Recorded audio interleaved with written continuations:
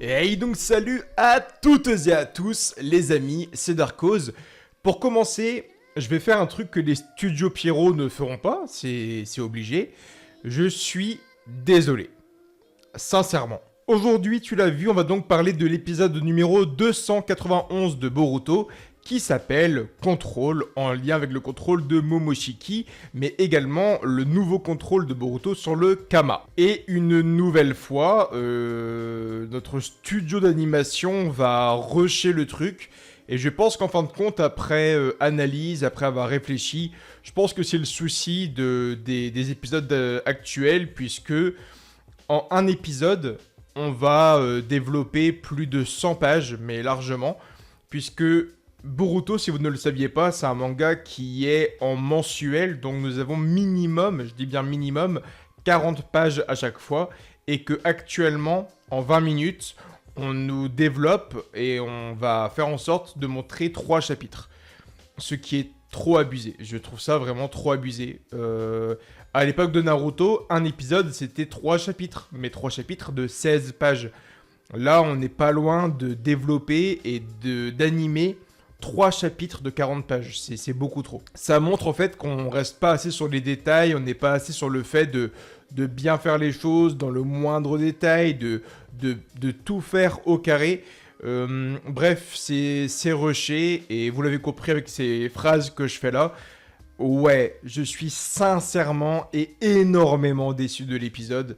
J'ai fait des sondages sur YouTube et sur Twitter, vous voyez donc l'avis des abonnés, des lecteurs, des téléspectateurs actuellement à l'écran. Moi, à l'heure actuelle, je ne sais pas ce que ça donne puisque je viens de créer le sondage là actuellement. Je tourne la vidéo, on est dimanche soir. Mais pour moi, nous sommes à 1 étoile sur 5. Je suis en colère. Et c'est rare que je fasse des vidéos en colère, mais là, c'est le cas. Je suis énormément déçu. Je vais expliquer pourquoi, donc reste vraiment jusqu'à la fin de la vidéo. Hop, et c'est comme ça qu'on place un watch time intelligent. Futé comme un renard. Renard à 9 queues? Bien sûr que oui.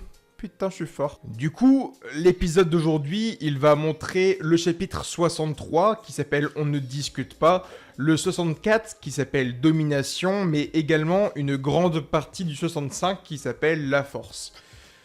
Ouais, putain, abusé. 3 chapitres en un épisode, ils ont pas le temps, quoi.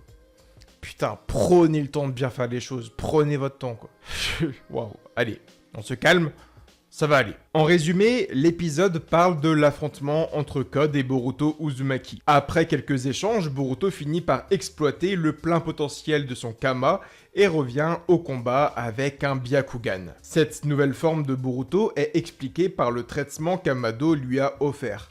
Alors c'est une explication un peu foireuse, un peu théorique, mais logiquement, cette nouvelle forme vient bel et bien des médicaments que lui a offert Amado. En d'autres termes, Boruto possède la pleine puissance de son sceau, sans perdre le contrôle sur sa volonté et ses gestes, sans laisser place à Momoshiki Otsutsuki. Code expliquera donc à Boruto Uzumaki que le Kama rend plus puissant un homme car en l'activant, on réveille en réalité l'expérience passée de l'Otsutsuki, que ce soit la technique et l'expérience du combat. Grâce au Kama, nous pouvons rendre un homme faible aussi habile qu'un Otsutsuki, car l'objectif du Kama est donc de réveiller l'expérience passée du prédécesseur Otsutsuki. En théorie, si un Kama a réussi à vivre au travers de plusieurs hôtes et corps, nous pouvons réellement acquérir en activant le Kama des millions d'années d'expérience.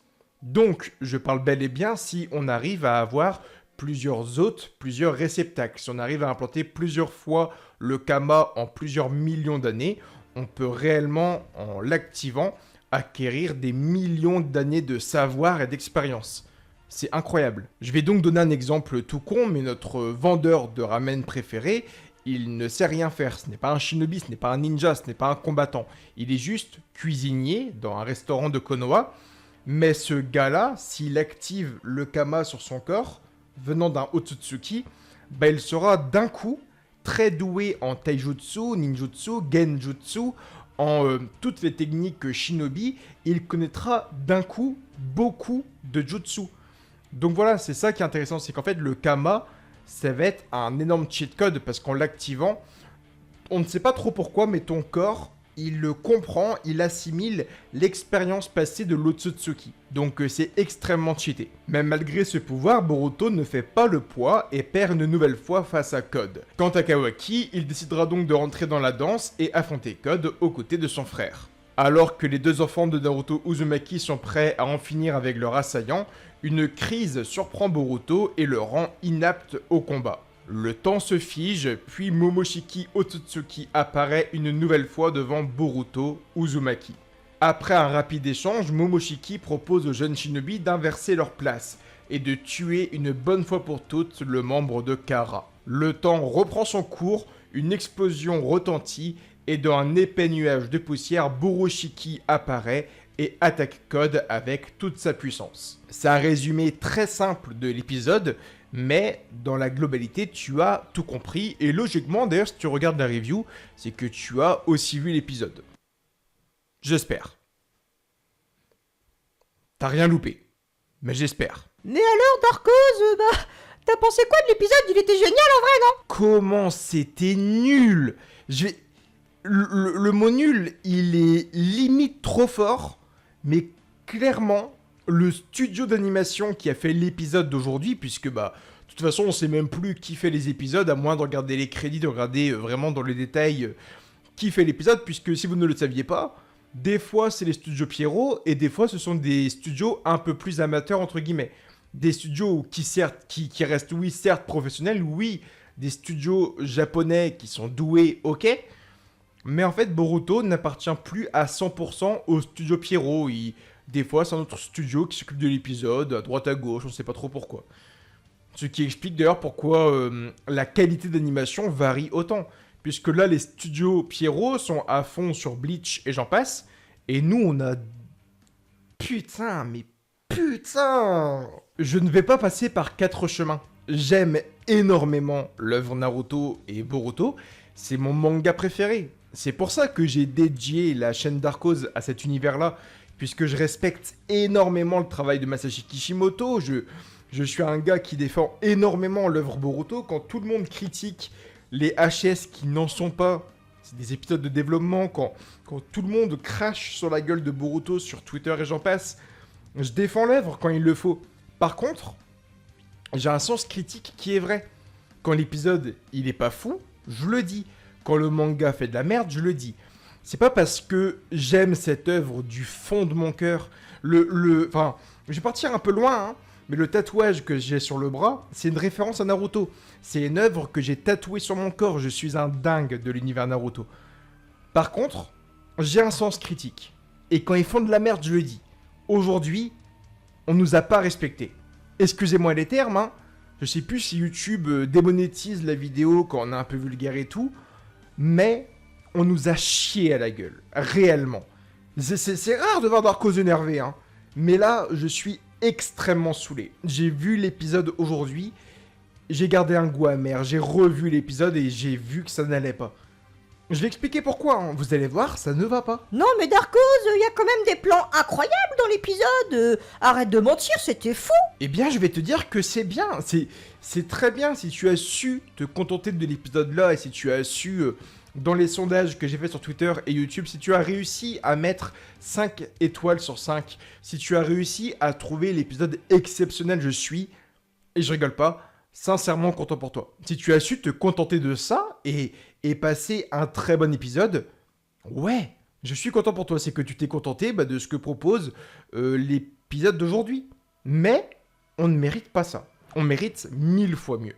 Sincèrement. Maintenant, on va un peu parler de la vérité. On va un peu parler du coup de ce qui s'est passé aujourd'hui. Des choses que tu n'as peut-être pas remarquées et qui ne devraient même pas exister. Un plan sur deux, le bandeau de Boruto Uzumaki changeait.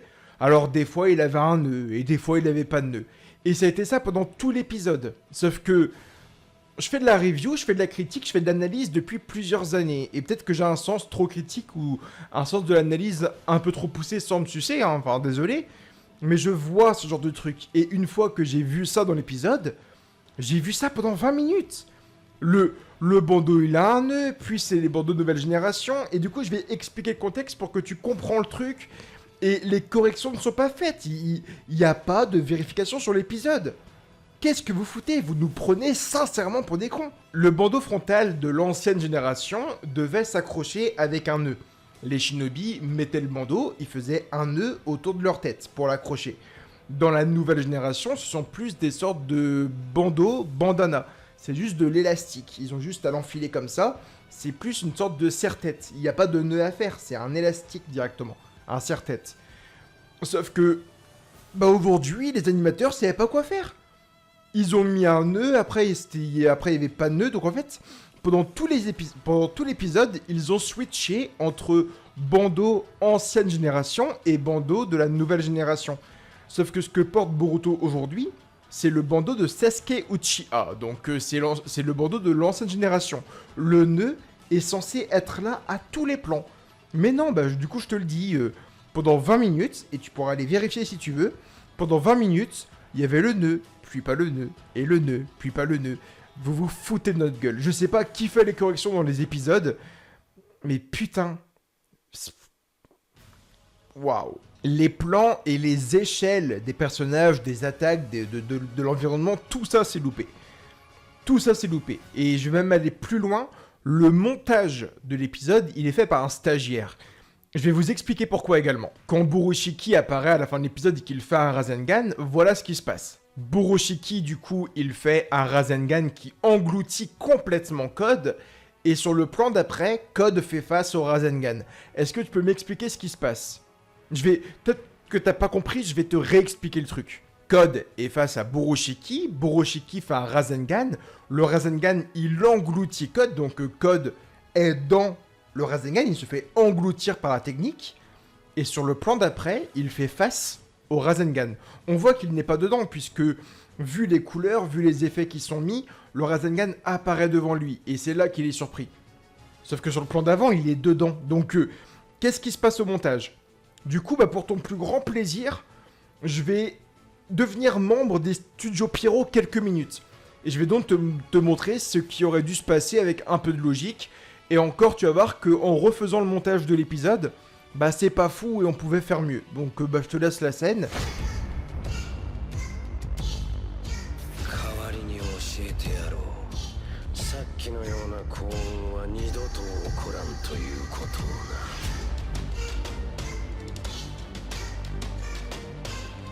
Enfin bref, c'est quand même triste que ce soit un YouTuber, un vidéaste, un mec random qui doit faire le montage pour vous expliquer les couilles en fait. C'est pas normal. C'est un studio professionnel. Il est censé y avoir des mecs qui corrigent l'épisode. Waouh, super. Non mais vous en faites pas, à la fin du 293, il y aura une pause de plusieurs mois, mais par contre vous en faites pas les gars, hein. Il y aura une animation incroyable, le niveau d'animation sera très élevé, ne vous en faites pas. Vous vous foutez de notre gueule, c'est une dinguerie. J'ai jamais vu ça, c'est un manque de respect. Dans tous les cas, c'est pas compliqué. Si un gars comme moi arrive à faire un montage d'épisode un peu mieux, logiquement, un gars qui est embauché par un studio d'animation pourrait le faire. C'est que le gars, il a bossé là-dedans, c'est que le gars a fait des études là-dedans, c'est que le gars a fait ses preuves pour être recruté. Et si moi, je vois l'erreur, je le répète à chaque vidéo en rigolant, mais ça va devenir sérieux, soit vous me faites bosser au studio Pierrot, parce que là, les gars, il y a un souci, il faut que quelqu'un vous ouvre les yeux à un moment donné. Parce que le truc du bandeau frontal, ok. Mais quand Sasuke, dans Retsuden, en animé, il a 2 bras sur un plan, j'en parle pas parce que des fois, je me dis qu'une erreur d'animation, ça peut arriver et tout, donc je laisse couler. Mais ce n'est pas qu'une fois, ça arrive trop souvent ce genre de truc. Ouais, parfois Sasuke il a 2 bras alors que non, et puis là il a un bandeau qui change d'un plan à l'autre. Non, on se fout clairement de notre gueule, on nous respecte pas. On ne nous respecte pas. Et c'est ça à chaque épisode. C'est ça à chaque épisode, j'en parle pas tout le temps, mais vérifiez, prenez le temps de regarder des épisodes, c'est ça chaque semaine. Chaque semaine il y a des erreurs, chaque semaine il y a des faux raccords, des erreurs de montage. Ça devient aberrant, ça devient aberrant. En fait, ce qui m'énerve le plus, c'est que tout le monde nous dit qu'il y a un staff de fou, qu'il y a réellement des personnes qui sont forts en animation, qu'il y a des directeurs d'animation extrêmement forts. Et on nous a dit que le 291, 292 et 293 seraient monumental niveau animation et on reçoit ça, quoi. On reçoit ça. Et ce n'est pas fini, les gars. Hein. La critique n'est pas finie encore. Il y a eu d'autres erreurs. Donc non, ce n'est pas fini, ce n'est que le début. Le design de la nouvelle forme de Boruto Uzumaki n'est même pas respecté, les gars. Sachez-le. Les traits que possède Boruto sur le visage dans le manga ne sont pas les mêmes que dans l'anime. Dans l'anime, ils ont juste fait le même kama qu'habituellement, mais avec un Byakugan, c'est tout. Mais dans le manga, c'est différent. Dans le manga, on te montre que le Sceau a agi différemment. Il suit les traits de la moustache, mais il relève en pointe, chose qu'il ne fait pas habituellement. Le kama a changé de forme. C'est une nouvelle forme du kama, c'est ce qui est montré dans le manga. Ce n'est pas le même kama qu'habituellement. Il change de forme. C'est une nouvelle transformation de Boruto Uzumaki. Il y avait un truc à faire, hein. Un truc à respecter, et l'anime ne l'a pas fait. Il y avait un design à suivre, c'est limite le truc important de l'épisode. Et quand je vois Boruto Uzumaki apparaître à l'écran, bah je me rends compte que le design n'est même pas respecté. Et c'est pas dur, les gars, hein. C'est un détail con. C'est un détail très con. Mais il n'est pas respecté. C'est comme si, à l'époque, tu faisais apparaître le SSJ2 de Gohan et que tu lui mets pas la mèche sur le front, alors que c'est l'un des trucs du design. C'est les cheveux longs, extrêmement redressés et la mèche sur le front. Et là, bah, dans le manga, tu vois, tu fais OK, et dans l'anime, tu ne fais pas la mèche. Non, tu ne respectes pas le design, tu ne respectes pas le travail de Ikemoto et de Masashi Kishimoto. Je pose le truc. Ce n'est pas normal, sincèrement. Je le répète, hein, surtout quand l'anime va rentrer en pause pendant plusieurs mois. En fait, il y a deux trucs, c'est que l'anime va donc rentrer en pause pendant plusieurs mois. Donc à la fin du 293, on va se taper une pause monumentale de Boruto. Il n'y aura plus d'épisodes. Et en plus, ça fait 2 ans qu'on attend ça. Ça fait 2 ans qu'on attend l'arc code. Et on nous sort ça, quoi. Aucun respect du design, des problèmes d'échelle, des problèmes de montage. Et oui, il y a des beaux plans, vous les voyez à l'écran, il y a des plans qui sont extrêmement cool. Mais même dans ces trucs-là, il y a des erreurs. Ce n'est pas normal, ce n'est pas normal. La meilleure scène de l'épisode, c'est l'apparition de Momoshiki, où là, pendant 2-3 minutes, bah, il n'y a rien à dire. C'est cool. La musique est cool, les effets sont cool, tout est intéressant, il y a de l'angoisse, de la tension, du questionnement. Tout est cool, mais ce sont des plans fixes. Donc, est-ce que aujourd'hui je peux dire putain, trop cool l'épisode parce que ils ont réussi à gérer des plans fixes, ils ont réussi à faire des plans qui bougent pas, quoi. Non, je ne peux pas dire ça. Parce que le combat Boruto versus Code, ce n'est pas de la belle animation.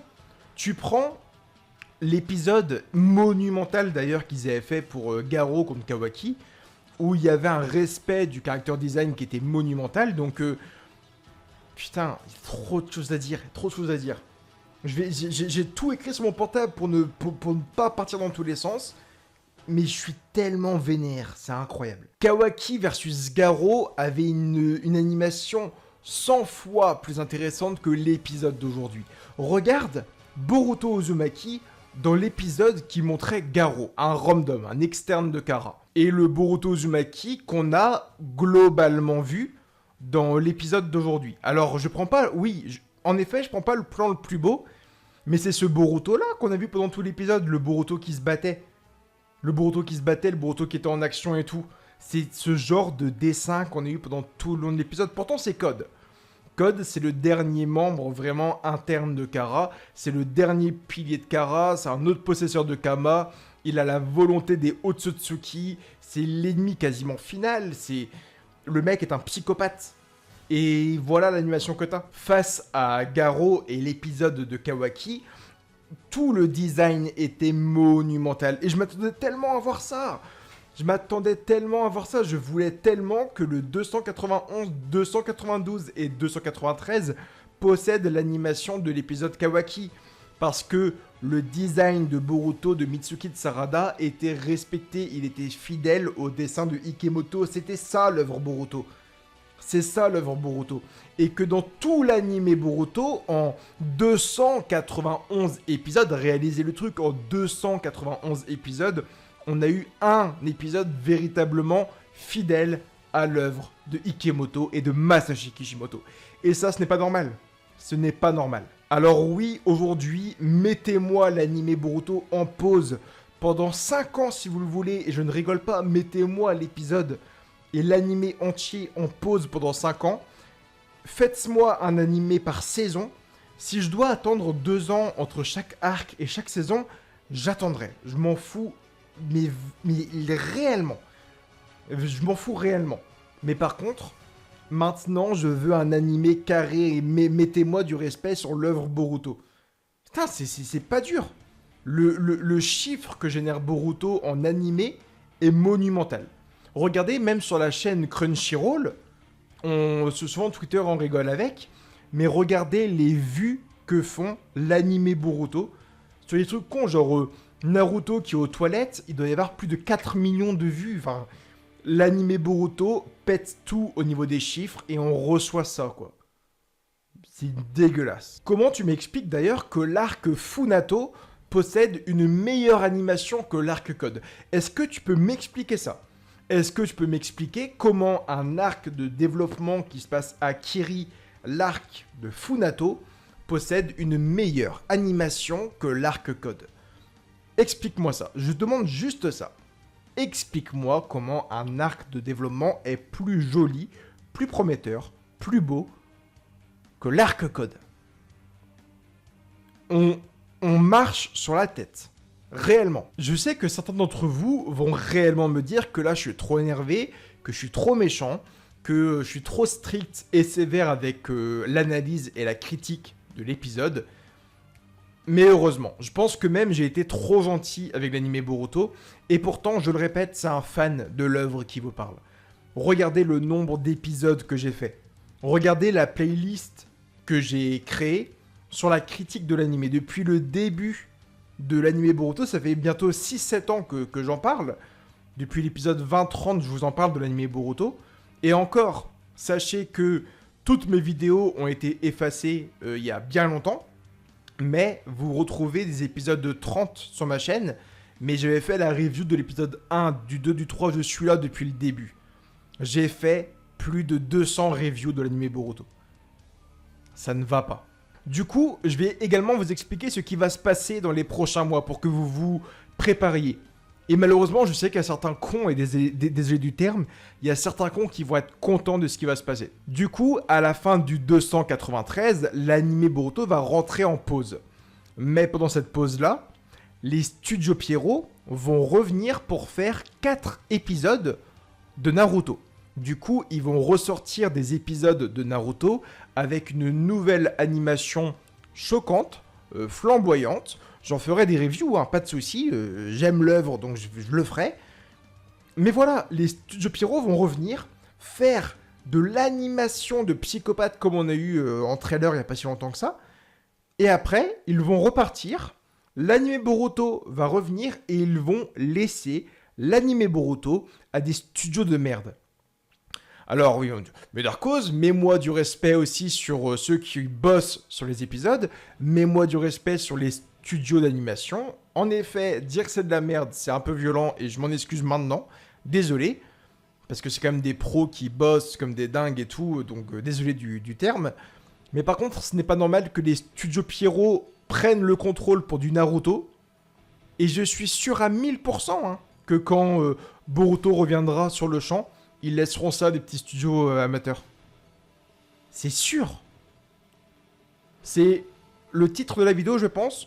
On se fout de notre gueule. Pendant 25 minutes, aujourd'hui, il y a eu des plans intéressants, des plans où j'ai eu le sourire.